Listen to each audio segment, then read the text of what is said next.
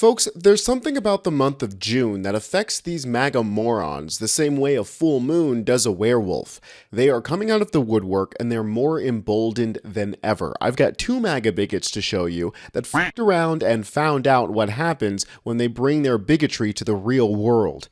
Folks, we love seeing the downfall of these absolute hate-filled gremlins, so if you enjoy watching this kind of coverage, go ahead and hit the subscribe button and drop some blue hearts below so I know you're here. So this first guy is a textbook case of a keyboard warrior, somebody who forgot his station in the real world and got real big and bold once he was online, thinking he somehow became untouchable behind a Twitter profile. Representative Eric Swalwell tweeted, "Who is this guy?" and added Bama Beers. Account Bama Beers with the username Tennessee Gump had DM'd him, "I hope you effing die, you POS. You're the biggest POS in this country. I wish I could meet you one day and say it to your face." That user then replied to Eric Swalwell saying, "Fucking commie sucker." Alright guys, well now's the time you make your bets. Do you think this is going to go over well or poorly for this Gump guy? People dug through this account and found that Mr. Tennessee Gump here isn't exactly the nicest guy. Here he is responding to Governor Gavin Newsom. "How come no one has shot you yet? The world would be better off." Here he is responding to the wife of Captain Mark Kelly being called a traitor. He said, "Your husband is a traitor and deserves to be hung." Here he is calling Representative Ramirez a dumb S-word that's a slur for Hispanic people. And to finish it off, he said that all Muslims need to be taken off the earth. This man is a product of hate so pure, so concentrated, that if it were a drug, Donald Trump Jr. and Elon Musk would be found ODing on it somewhere in a motel. Representative Eric Swalwell tweeted a message he received from some loser on Twitter who said he hopes he dies and that he hopes he can meet him in person to tell him to his face, so I figured I'd help amplify his wishes and identify him. Usually people who look like they smell of stale cigarettes aren't that smart when it comes to their digital footprint, and I'd be correct. Because he posted a photo of his wife on Twitter holding a Teacher of the Year award that includes her full government name and the high school she's a teacher at. So I went on Facebook and found the same post where her husband is tagged, and there you have it. Meet Jamie Teal of Laverne, Tennessee. And since I want to be 1,000% sure before I put anything out on the internet, I went back to his Twitter, typed in the name Jamie, and this link popped up. Username Jamie. Jamie likes to congratulate his wife using the same account he uses to harass a sitting member of Congress. This took literally all of 15 seconds. Was it worth it, Jamie? Where do y'all get the gumption, the gall, to message complete strangers on the internet the most disgusting, hate-filled, threatening rhetoric when y'all look like this? I can smell this. The funniest part about all this is that y'all know his wife is going to cuss his ass out at dinner tonight. Happy to ruin your evening, Jamie. Oh yeah, Jamie, well, I hope you enjoy your visit from the FBI or the police or whoever's in charge of taking care of stuff like this. People think that just because you have an account on the internet that doesn't have your name tied to it, like in the username or whatever, that you're just anonymous. You're suddenly Batman, untraceable. Guess what, buddy? You're not. And when you fuck around, you find out. Now, our second bigot comes to us from Tizzy Ent, and considering it is now June and Pride Month, the bigots are in full swing. And I mean that literally. They are fully swinging at poor trans women who are just trying to get their car sorted out. Right here, you can see, he got in my face. Warning, we're going to be talking about violence against trans women, and it's barely the beginning of Pride Month. This is Tyla. She is a trans woman who lives in, or at least was in, Nashville, Tennessee. According to her post, she was at a business called Extra Space Storage, and while there, she had a violent encounter with a man who is allegedly an employee of Black Time Moving Official, again, according to her post. She said that she had a friend pulled into this business and parked in a parking space. That parking space happened to be next to the moving truck for that company, and there were 5 guys there working with the truck. And she said, "I was verbally harassed by 5 grown men screaming slurs at myself and my other queer friend. We were called men. We were told we could still get our asses beat because we're men. And as we're defending ourselves, we reported to Extra Space, the business, that we were being verbally harassed by some movers on property. Even asked for an escort out to our car, which we did not get."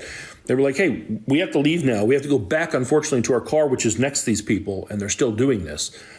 And employees did not help them out with that. As we walked to our car, the 5 men began verbally harassing us again. We tried to just get in the car safely without any sort of interaction. We had a screaming match outside of our vehicle until one man started walking up on us, telling us that we're still men and he could beat our asses. They went back inside the business and are like, "Hey, This is going on. Now they're threatening us. They're physically approaching us. They said the business took no steps to sequester them from these men, didn't lock the doors, nothing like that. And then one of the men entered the business and this happened. Your wife trying to hit your head? No, whenever he went to hit me, I could tell that he was going to hit me. Right here, you can see he got in my face, charged up, smacked me. Oh my God. Holy shit.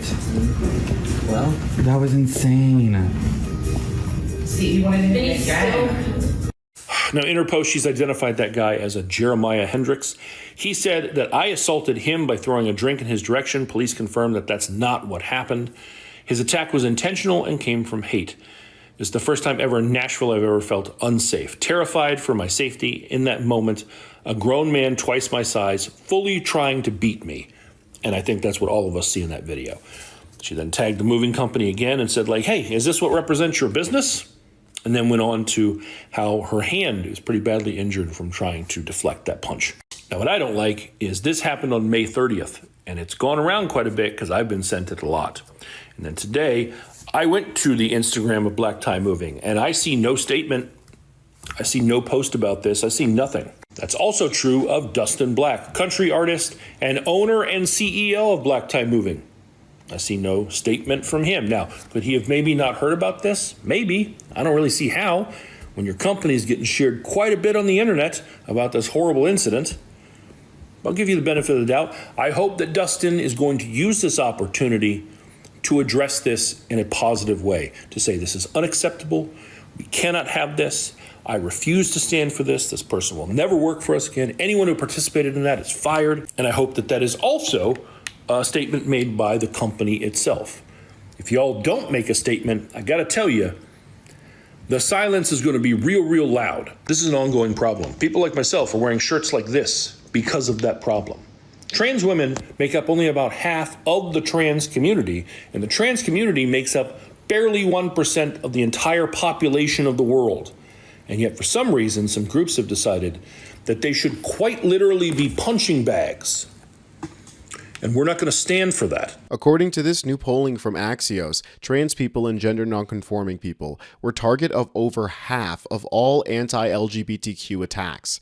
It is hyper-targeted towards trans people, and it makes it all the more easy to be bigoted towards anybody else as well. Just yesterday, on June 1st, a day after the incident you just saw, and the first day of Pride Month, actor Jonathan Joss, best known for his roles on King of the Hill as John Redcorn or in Parks and Rec, he was murdered in San Antonio. Here's the full statement from his husband. You guys can pause to read it if you'd like, but it's a horrific story. Essentially, him and his husband were run out of the neighborhood after their house was burned down by their homophobic neighbors. They came back to pick up some mail and saw that the skull of one of their dogs, who unfortunately perished in the fire, was placed on display by their hateful neighbors. They got into a verbal altercation with one of their homophobic neighbors who decided to come out and assault them again.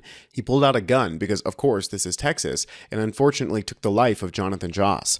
Every day, the threat against minority communities grow as the hateful, bigoted movement known as MAGA continues to take over our country.